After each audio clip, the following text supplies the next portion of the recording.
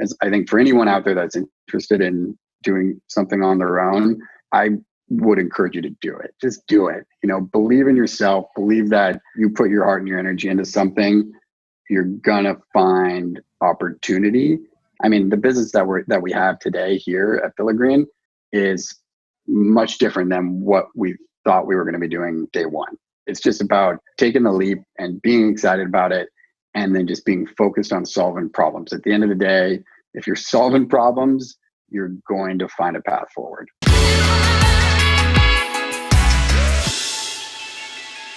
Peace, and welcome to another installment of Cook on Monday Morning. At Cook on Monday Morning, we are building lives that we can be excited about on Monday morning. We believe that if you can own Monday morning, you can own the week. If you can own the week, you can own the year. And if you can change your year, you can change your life. Mr. JJ Hanley. I pronounced the last name right? Hanley? That's it, Hanley. Mr. JJ Hanley. I got the opportunity to meet through a friend named Ben, and we happened to have gone to the same college. I feel like Cook on Monday Morning is like a must stop for every successful Williams College alumni. But the way that JJ has been succeeding in the space of cannabis, making this industry real viable, employing folks from the community, and the way he went about it, I was immediately impressed when he sort of shared his story, his start. I look forward to getting into what he's learned, the vision he has for Filigreen, and why on earth he wants to do business in San Francisco. JJ, welcome. I appreciate you. Thanks for having me. Yeah, man.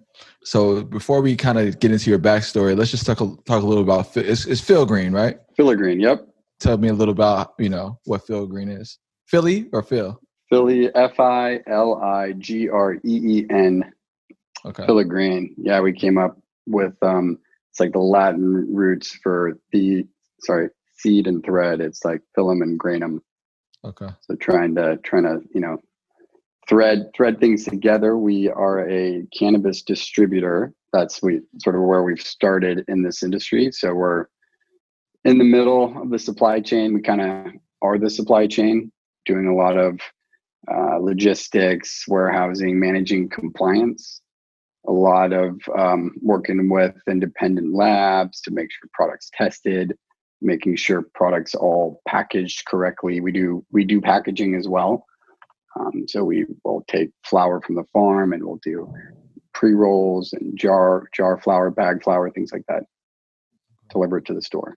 Yeah, I actually didn't know the significance behind the name. So how did you come across that?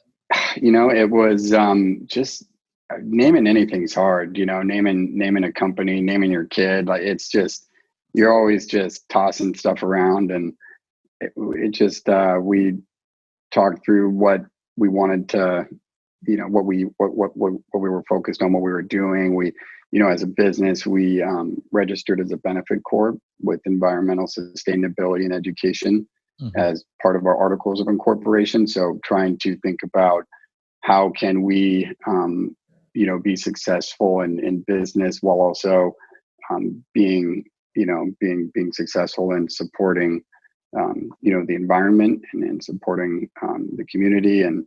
And so, as a distributor, you're touching a lot of different groups. You're really working with everybody. You're working with literally every part of the supply chain. And I think in cannabis, probably more so than in other industries, it's the part of the supply chain that the regulators are leaning on to not only make sure things are compliant, but I mean, let's be honest, we collect the taxes as well. So they're like, they're leaning on, California's cannabis industry is so large.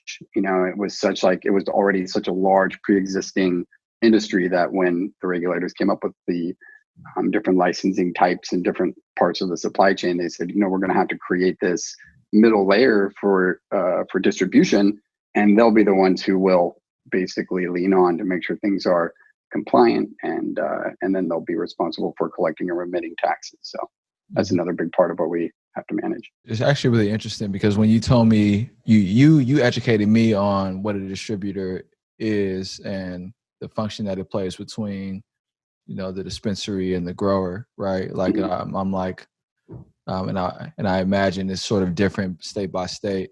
But when you told me about how you position the company, I was like, damn, that's brilliant.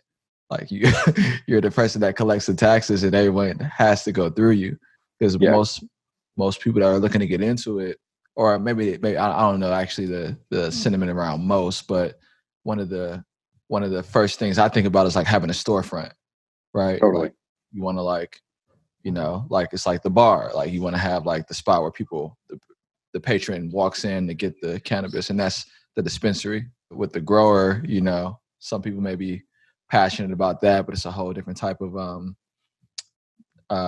skill set. How did you settle on taking this position as opposed to the other two? My professional background prior to jumping into the cannabis space full time was in the supply chain, working with different manufacturers. I worked in the technology integration space. So working with a lot of different groups that make discrete parts, and we would bring all of those into these facilities, and we would build these integrated systems that then we would ship out and install into data centers. And so it was a lot of working with supply chain, we did things international, a lot of international business. And so working with different countries on what their rules were in order to get things through customs. So when it came to looking at cannabis, I started off with some friends buying some property up in Humboldt, a long time in 2013, and started looking at the cultivation side. My friends that are a little more, I like don't have that skill set. I would like to say that I do, but it is, you're right, it is a skill set, and like people that are good, that have that green thumb, it's really impressive what folks are able to what they're able to do on the cultivation side. But like my skill set has always been in figuring out, solving problems, figuring out how do we get products and things from point A to point B.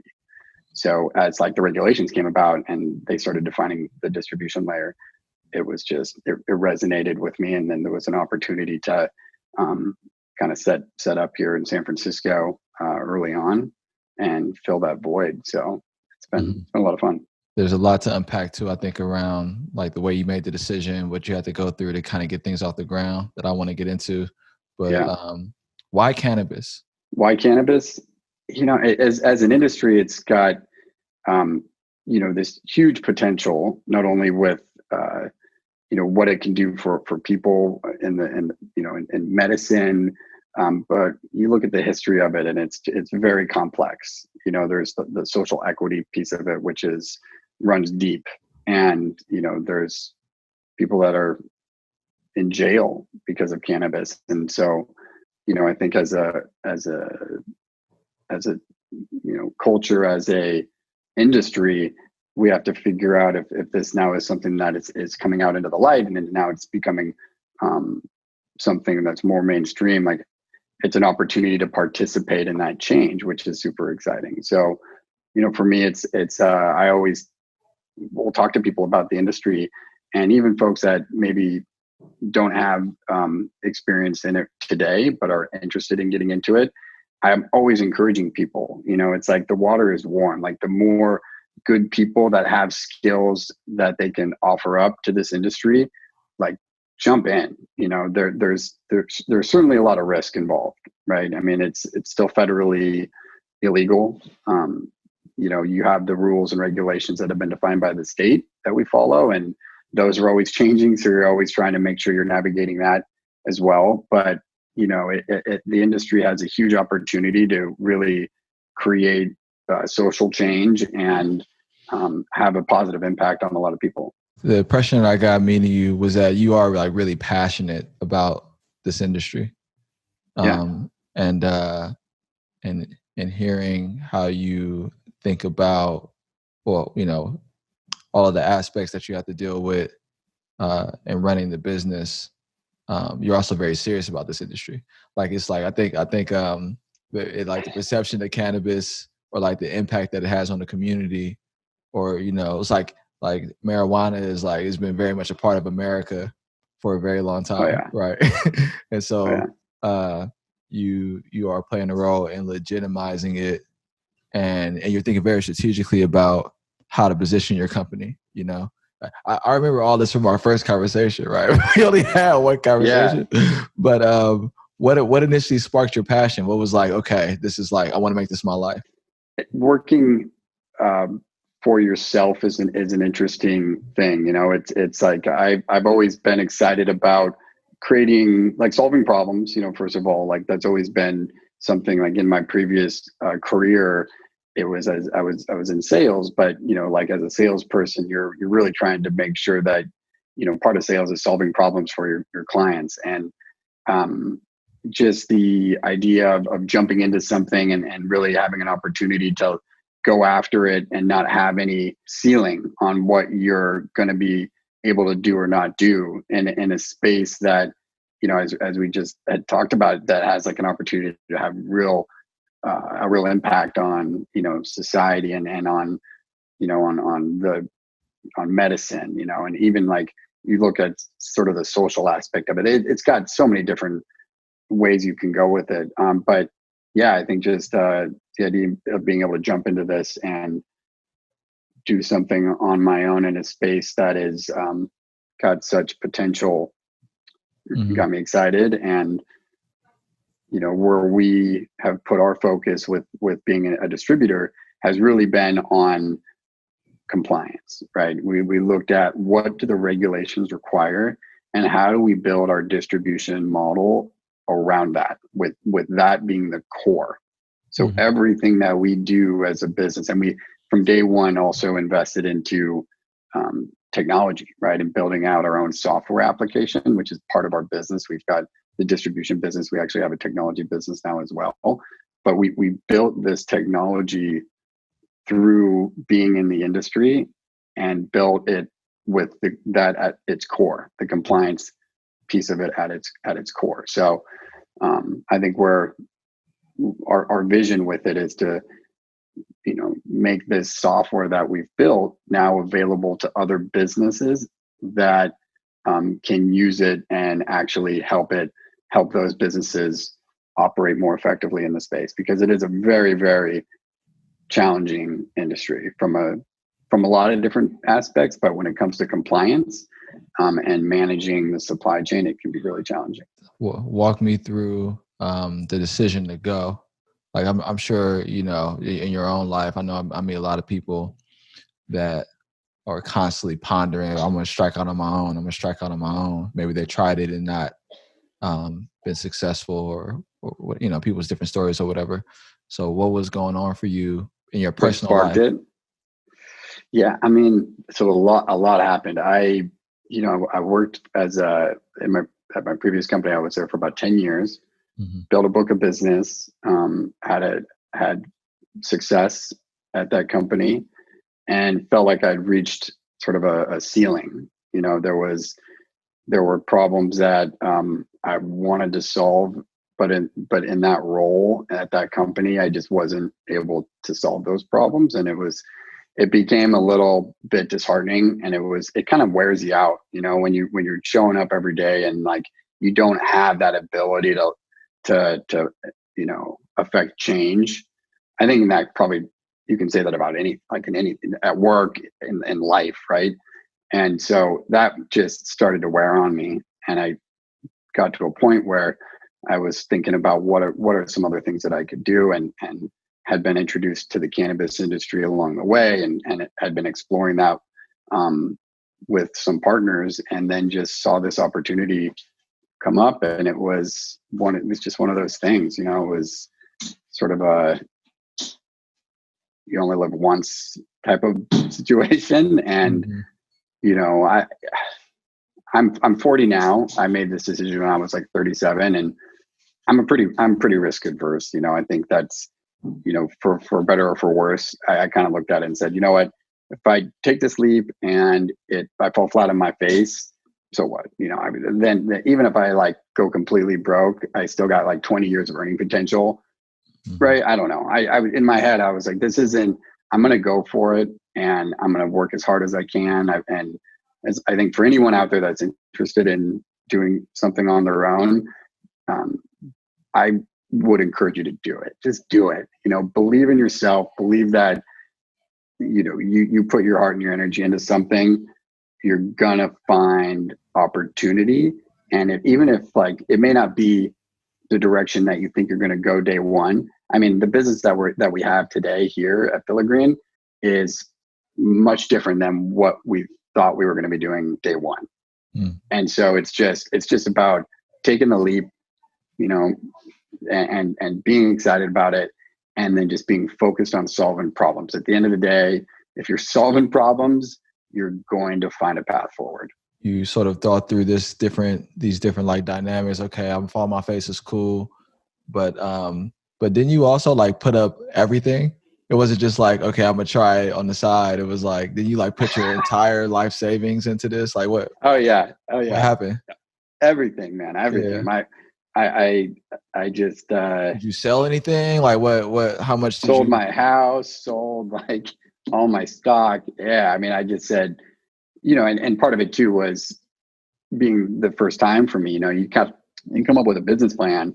I'm going to need this much money to get this thing going, and then things start changing. And I was fortunate enough to have put some money aside. So there were certainly things that I ended up dipping into that I didn't plan on dipping into.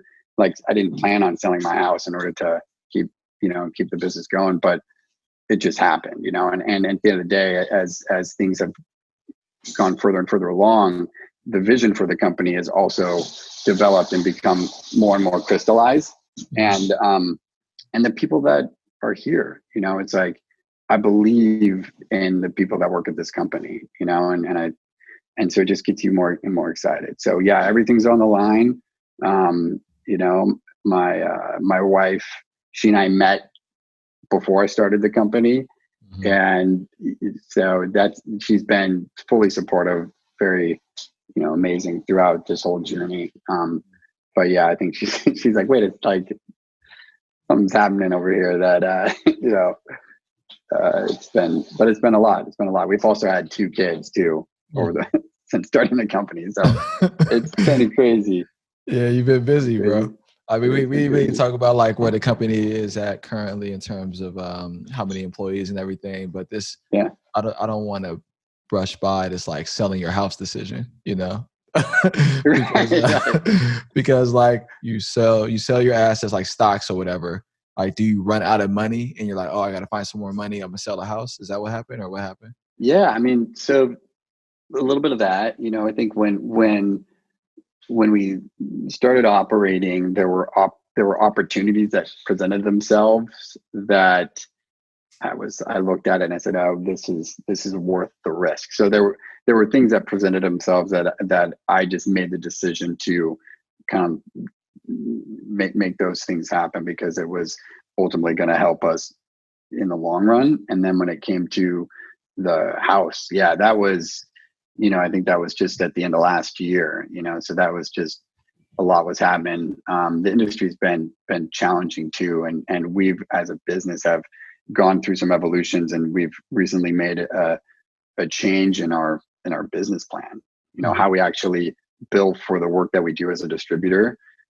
We've transitioned into a model that is much more scalable and sustainable, we think, for us and for our partners, because we're, the industry standard is to take a percentage of what's sold. And we just found that didn't ever really align us well with the brands that we support, because we don't do sales, we're like technology and fulfillment. So we changed the model, and our model now is we just bill for the work that we perform. So if someone drops some flower off, if we go pick it up, we're just billing for the transportation involved, for picking it, packing it up, and shipping it to the store. So it's all like fixed fees, and it allows the brands that we support to drive sales revenue and not have their distribution fees scale linearly with them, right? That's the problem with the other model. Like you want the brand partners to really be focused on their messaging and their sales, and you just focus on operational efficiencies, which is what we're doing now. So yeah, the decision to sell the house was was certainly, it was one that presented itself, and I was lucky enough to have, even have the opportunity to do it. But I felt, and I still feel, it was the right decision. Yeah. And can you talk a little bit about the challenges around financing? I don't know if you want to get into some of that, because I know you were like raising money. You talked about like I wanted you to share the hard money lender story. Yeah. I mean, that's another reason I sold the house. I mean, it's tough. I mean, cannabis.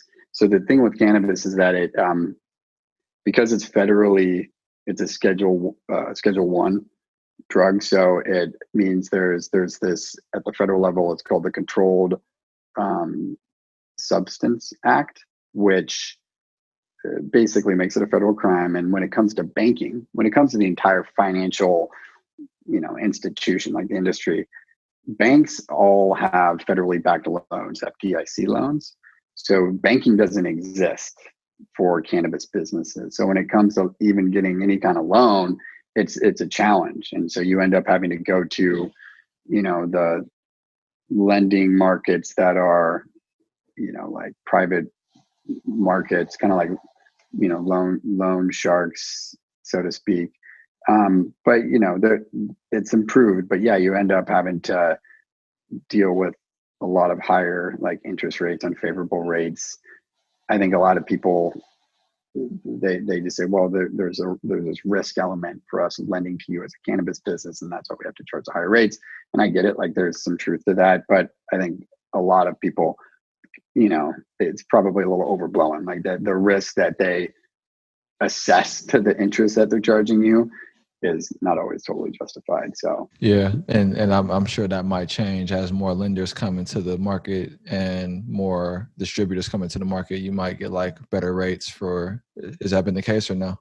Yeah, and more competition. So you've got you actually have banks now that are opening up to cannabis. There's some credit unions, some local state credit unions that have set themselves up to open up accounts for cannabis businesses. And for them, there's fees associated with opening up an account, but they just have to audit every single transaction, because the risk to the bank is that you're not doing legal business, and then they could be seen as participating in like money laundering. That's their big risk, and then they lose their FDIC. But yeah, it's definitely getting better. And I think at a federal level, you see things changing as well. There's I think over 30 states that have some form of legal cannabis. Yeah, when you were telling me the lending story, I was like, "Dang, I got to be a money lender," because the interest rates. I was like, I need to be in that business. Oh man, yeah. I mean, there's. I'm trying to recall if there like which story, because there's been like so many different interactions with. But yeah, the rates that you get charged, I like being in the money lending business is definitely a good place to be. Like if you're just that's truly making money with money, I mean, yeah. I mean, you learned it so well. Maybe that'll be another iteration of what you do. It's like, you can lend to other, but then also it's like, it's all still cash based, right? It's like, is that changed at all, or? Not really. I mean, that goes with the banking side of things, right? Yeah, so because banking is an issue, you end up dealing mostly in cash. So probably 60 to 70% of the business that we do is in cash. So you end up, there's it's a nightmare. There's the security component where now you've got your drivers out in the field and they're making deliveries, they're collecting cash, they're putting it in deposit bags. We have safes bolted into our vans. Like there's all these things that you have to do in order to not only make sure you're compliant, but that, your employees feel safe, and so the security procedures and policies and all these things have to be developed. And, it's crazy. I don't know if you heard there was like the money counter in the background, but we've got like a money counter, so you got the money comes back. We have to reconcile it, make sure, it's accurate, post it in the system, and the whole thing. Yeah, I didn't tell you. Did I tell you I ran a vending machine business? No way. I mean, it's not really like only reason why I bring it up is because when I got the cash, I hated counting it. it was like I really like hated counting it, and Yeah. it's like a lot of money, but it's all ones and fives, and I would just like bring it to the bank like, hey, can you Can you do this for me? Totally. Oh yeah, and like just and money. Money's dirty too. So you're like, there's always it's all these things have expenses too. Like your money counter costs money, the safes cost money, the vehicles cost money, and the other the thing time, the labor to cost money to count the cash. yeah, you spending money counting the money. No, it makes zero sense. It makes zero sense. And then in this industry, it's like, I mean, like because it's been around for so long, a lot of people are comfortable, like in that space. In fact, a lot of there are some brands that we have that they don't have bank accounts, so there's that element too. Like some businesses have bank accounts now, so you'll get checks for some orders, but then the supplier you need to pay out doesn't have an account, so you got to pay them in cash. So you're trying to manage like electronic versus cash accounts, and it's like a frontier. It's like Wild West. Like it's kind of like it's kind of crazy because there's no. You were telling me I want to get into payroll, and I want to talk about insurance also. But let's start with the insurance. Is there any insurance offerings for? I mean, there are, but it's limited. Insurance kind of goes hand in hand with the financial industry, the finance industry. So yeah, there is insurance. There are certain what types of insurance exists? You can get like you have. I mean, the state requires that you have general liability insurance. So we have that. We have auto policies, but when it comes to like certain stipulations, like with insurance, it's all about what's required for it to respond to an incident. And I think that's where when you get into the fine print for cannabis, it can be pretty difficult. Like they'll require that everything be stored in like a vault, or like a DEA cage. And I don't know, but it's tough. It's definitely the insurance piece of it is tough, and everything costs more, And this is kind of all feeds into like the underlying challenge of the industry when it comes to the legal market versus the black market or the secondary market, whatever you want to call it. Right? There's so many more things that have to be managed, considered, paid for in the legal market that the black market doesn't deal with. And then on top of all of that, there's taxes. Yeah, and so in payroll too. Payroll. So you have to pay people. We do payroll in cash. Yeah, we do payroll. But you have to do is it only state withholdings? You don't have to do any federal withholdings? Yeah, we have to do both. And I have a controller now that manages it, so I can't tell you exactly how but the payroll providers, right? I mean, even in the beginning, we've like finding a payroll provider, that would work with you was challenging. So you got to like figure out how do you set up an account so you can get a payroll provider to manage and handle the tax component. And so, yeah, I mean, it's hard, just sort of getting that foundation, just getting to that place where you're like, okay, now I can like just to run a business. Right. But yeah, payroll is all in cash, and not always, but for a lot of it's in cash. But yeah, it's different. Part of the reason I wanted to mention this is because it also speaks to the continued opportunities to support the business operation. And I was thinking, and I didn't get a chance to talk to you about this since we initially met, but I was like, oh, what would it take to offer insurance to cannabis companies? Or what would it take to be a bank for cannabis? Like, nothing that I'm actually passionate about or interested in doing, right? Yeah. Like, I don't want to be a banker or an insurance provider, but there are so many gaps, and people are just sort of figuring out or doing without it. I think hopefully what people pick up is that there are these other ways to provide to make business run smoother that still haven't been resolved. And absolutely. And I think like what will likely happen too, once it is approved federally, is that all the bigger players will just get the business for the existing operators. Is that yeah? I think there'll be like a consolidation of sorts. When things change federally. I think most people are anticipating there'll be some kind of consolidation, some roll up, and it'll be interesting for sure, but you're absolutely right. I mean, there's, as far as industry and the issues that we have to manage through, and this is why I like tell people that have experience doing those things, whether it's insurance or finance or doing, like, get involved. And that's for me, it was like, I know supply chain, and so this is where I can put my skills to work. And but yeah, it's an exciting space for folks that have that entrepreneurial fiber and have some risk tolerance and want to jump in to an industry, and that's only going to continue to grow and evolve, and all the different layers that's involved in it, and all the different pieces of the our culture that it touches. It's cool. What would you say are the biggest opportunities for someone to consider if they want to break in? Like, where are the biggest needs right now in the industry? I mean, the areas that you touched on, the finance and insurance, are obviously those are big ones. The supply chain, the space that we're in, it's challenging. I think anyone that has experience in supply chain, or for us, like, one of the interesting things about this industry that we're excited about is that the state of California set up a track and trace system. So every operator has to have an account set up.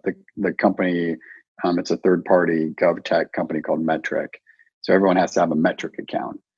And the grower, when they're planting, they are issued tags from the state. And then that plant, when it's harvested, they punch into the Metric system that they've got 2, 3, whatever, the 10 pound, 15 pound.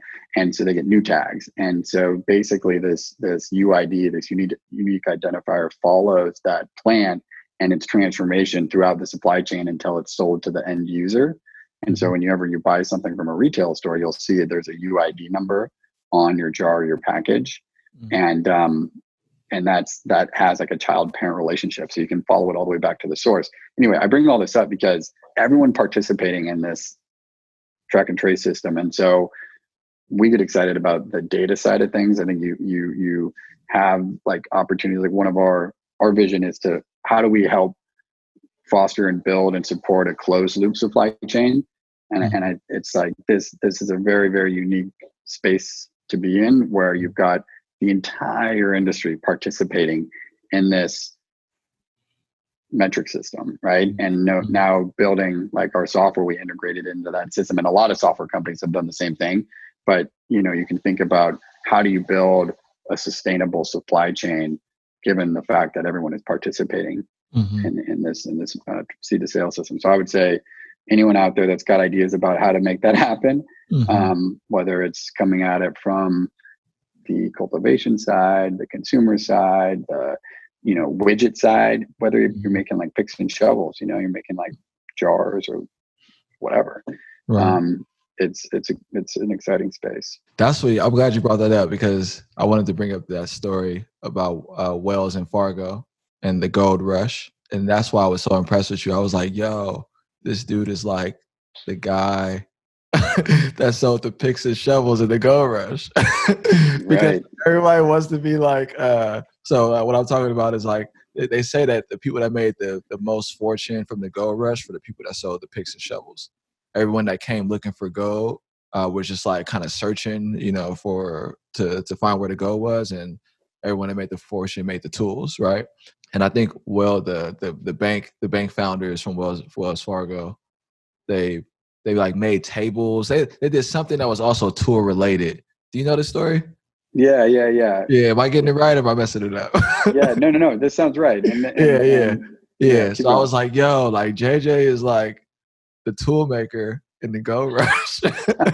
Is that how you see it too, or is that? I think so. Yeah, man. I think like the fact that we've been building this software part of our business, right? I mean, what we've built is they call it an ERP, or an enterprise resource planning tool, but it essentially allows businesses to manage all, like, a variety of functions within their company. So warehouse management, transportation, production, finance and accounting, order management, like all these things we've built the ability to manage all those functions and all those operations, and we've tied it into this track and trace system. So now, when we look at, okay, we can license our software out, it's relevant. It's a way, because part of the challenge in this industry for a lot of groups is just getting product from the farm to the end user is like, it's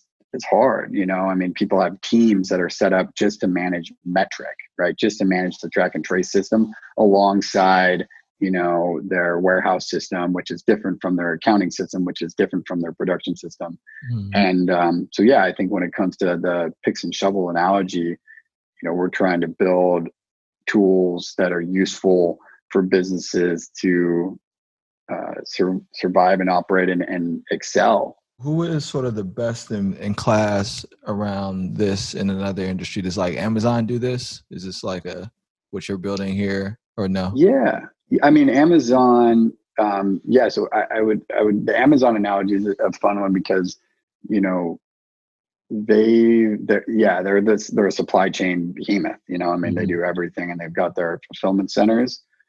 And we're similar in that we exist in the middle of that supply chain, and we've got a platform and a marketplace where stores and brands can log in and buy goods, or for brands, it's like a self-service platform that they can log in and sort of send their orders through to the stores for approval. So very similar in a lot of ways. And we look at, what can we do that's a little bit different. And part of it, I think, is licensing the software part of what we've built. It's like Amazon's Prime, Amazon Prime, it's when stuff is being fulfilled out of their centers. It's like if they were licensing out Prime, that's what we're trying to do. And it's definitely solving problems. That's what supply chain is all about. It's like making sure that you're addressing the problem and building. I mean, that's what's cool about the software part of this, is like you can build for the issue and find a way to move forward. So we didn't talk all about college. College. Yeah. Did you like Williams? Like, what was your experience like? Yeah, man, I loved it. I mean, I grew up in Idaho. I kind of split time. I'm more of a West Coast guy. So, Williams is in Massachusetts. So for me, just being out on the East Coast, and like I hadn't had a lot of exposure to some of the, a lot of Williams students went to some of the prep schools out there, and the whole prep school thing was new to me. I didn't really know much about that, but I loved it. I thought it was an amazing education. I think, I tell people that work ethic was one of the things that Williams taught me. You're in an environment where you've got a lot of really motivated people, smart people that push you, and so I enjoyed it. I definitely, yeah. How about you?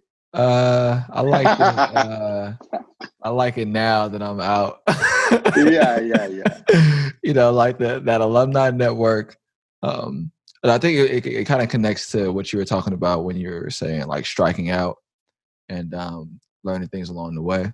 There were people that were willing, they wanted to hear about what I was doing and be helpful because of the Williams connection. They're like, oh, you're running for office? Like, if they already had an interest in politics, they wanted to, and they were here. It didn't mean that they necessarily like did anything, but that goodwill and that support. So like, it was like, people came to me as a result of the pursuit. If I was just kind of languishing at a desk, like just kind of going away, not building anything, I probably wouldn't have met those people, But the way that they showed up, they've been like incredibly generous. And the college has involved me a lot to like support local events. So they'll do whatever they're doing locally. They've hit me up to speak or on a panel or whatever, which is always fun. I haven't really been like a big donor. Yeah. But maybe that'll change if I, come into some big money or whatever. Have they tried to like get you to talk about your industry? Has that been? I'm sure undergraduates would be fascinated. Yeah, I should reach out and let them know what I'm doing. I haven't really. They'll see this. They'll see this. Yeah. I send them all the alumni interviews. Oh, good. Yeah. I mean, I try to, I'm like one of my class, I'm like one of the alumni members. I got my list of folks that I reach out to about donating. And it's a fun industry to talk about, and when you look at it from a national standpoint, it's fascinating because every state is different, people in Massachusetts or New York or Florida or like every single state has a different set of rules in how they approach cannabis. And so it's just crazy to, learn more about the federal thing, but it's fun to talk about what's happening in California and, what potentially could happen down the road. Yeah. There's this policy aspect too, obviously. I mean, it's a big policy issue, policy barriers that are keeping your industry from becoming what it can be. And there are a lot of Williams people in policy. There's there's a senator out of Connecticut. There are other people. They're all, everyone's all over the place. Idaho. Let's talk a little about Idaho. Idaho. What was your town like? What was your home like? Oh man, beautiful town. I actually split time between Anchorage, Alaska, and Sun Valley, Idaho. Okay. Ketchum is the town. That's sort of where. Those are the two places I grew up. But it's like basically went to high school in Ketchum, and cool town, small, 6,000 people. It's got a ski mountain, and Yeah. So what about your home? What were your parents like? Do you have siblings? I do. I got two siblings. I got an older sister and a younger brother. Okay. My folks are great. My dad just retired. He's an ER doctor, and so he and my mom moved up to Anchorage in '79, and they lived there for 41 years. My dad moved the family down to Sun Valley when I was basically 12, 13, and started commuting. He'd do like 2 weeks on, 2 weeks off. He's an ER doctor, so you do like shifts, But yeah, they're great, man. They're hilarious. I think my dad, now that he's retired, he just like wants to hang out, and my mom's just like, John, do this, do that, bossing him around. So, do your siblings have children too, or are you the only one with yeah. Okay. Yeah. I was just talking to my sister. She's got a little girl. So my wife and I have a 2-year-old and a 4-month-old. Okay. And my sister's daughter is 4. And then, and so she lives in Idaho. She lives in Boise. And then my brother and his wife, they live in LA, and they're both doctors. So I kind of come from a lot of my family, they went down like they were all in medicine. My sister's a biology teacher, and then I went to Williams. I took biology, the first day I dropped. I was like, I can't, this is way over my head. I got economics, man. I got my master's in economics, or my bachelor's in economics. Oh, okay. Did you go to grad school? No. Okay. Yeah, me neither. Yeah. Getting through Williams was enough for me. It was like, I was scared. Yeah. I mean, honestly, it was a good education, and it was hard. Did you ever take art history? No, I heard that's like really popular course. Strong. I didn't take it until this senior year, but yeah, it's a good one there. They got the Clark Art Institute, and anyway. It sounds like you're kind of in medicine still, A little bit, yeah. That's what I tell my family. I'm like, what do you think about CBD, and it's the endocannabinoid. It was the endocannabinoid system. That's what like cannabis, whether it's like THC, and I'm gonna butcher this, but it's like tetrahydrocannabinoid, and then like CBD is cannabidiol. Anyway, they attach to your endocannabinoid system, which every human has. It's like a nervous system.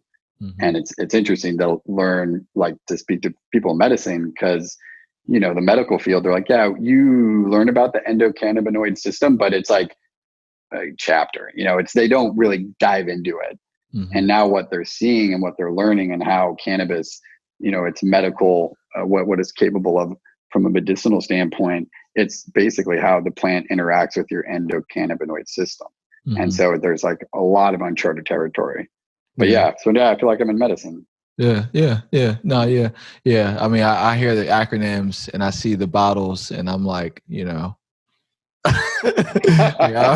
So yeah, that's dope though. I mean, all right, so I have like a rapid round final question thing that I'm gonna do with you, but I wanna ask just a little about where Filigreen is now in terms of like number of employees and how you're thinking about growth. Yeah, we're at about 50 employees.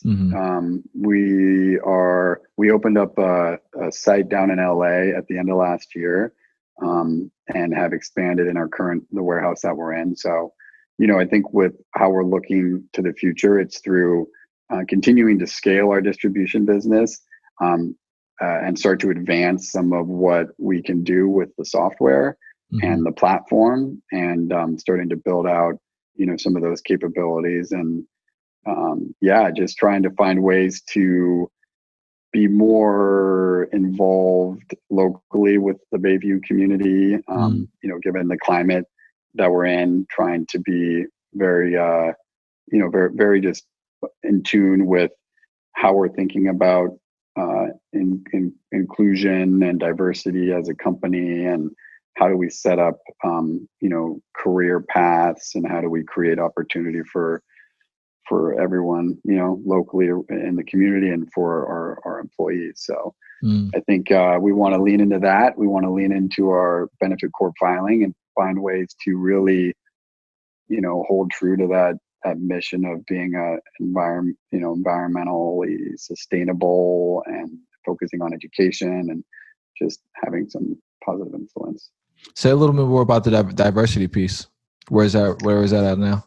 So we've got a pretty. I'm proud of the culture that we have here. So we've got a pretty diverse group. I think what we've done with our organization. We actually have a really young, bright African American girl who has set up a committee within our company that is focused on diversity and inclusion, and really they're starting to the leadership. We're not directly involved. They're almost serving as like an oversight committee, but they're looking at getting feedback from everyone, how people are feeling, what people are interested in, and just helping us inform and helping us come up with a more engaged and involved plan as a business. So it's still very much a evolving, something that's evolving within our business. But we had Uncle Damien by today, who's super impressive. I love this guy.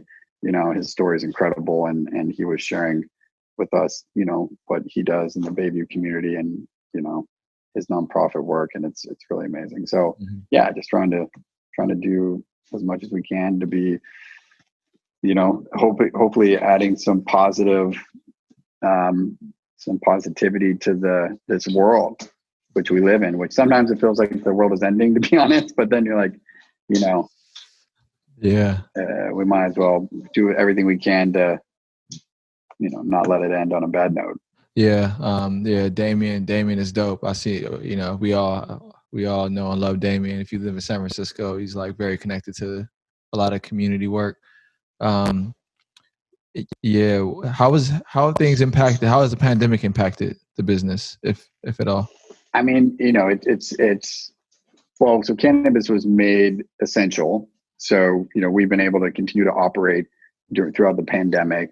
But yeah, I think like for the most part, it's been pretty steady. As I think there are certain companies within the industry that if they were on sort of unstable grounds, then it kind of maybe drove them off, kind of like put them out of business. But for us, really it's been just trying to figure out how do we make sure we're setting up an environment that people feel comfortable in. In the beginning, it was just like there was so much unknown, and you're trying to get hand sanitizer. We started making our own hand sanitizer. It was like you just were scrambling trying to figure out what type of like procedural adjustments we needed to make. And now like the city and obviously they've come out with guidelines and everything. But man, it's definitely been tricky, but it's just focusing on executing and doing what we do, and wearing a mask. I'm usually wearing a mask, but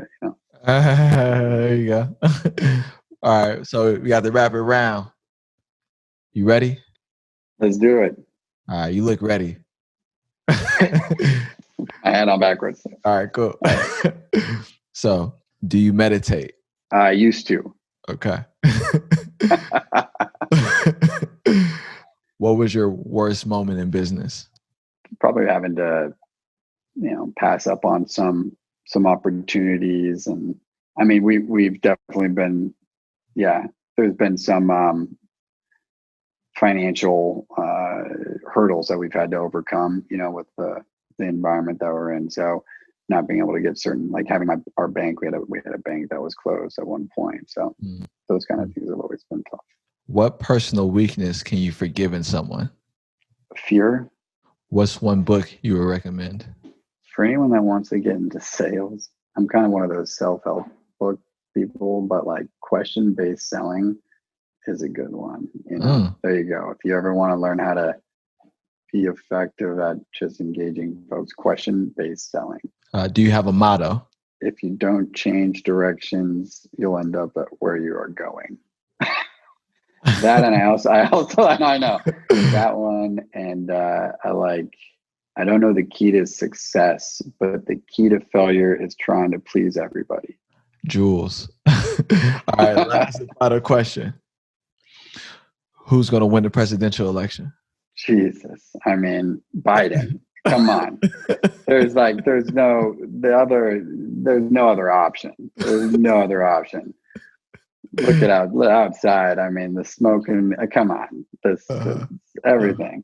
Yeah, no, the Biden Kamala Harris ticket is, 100%.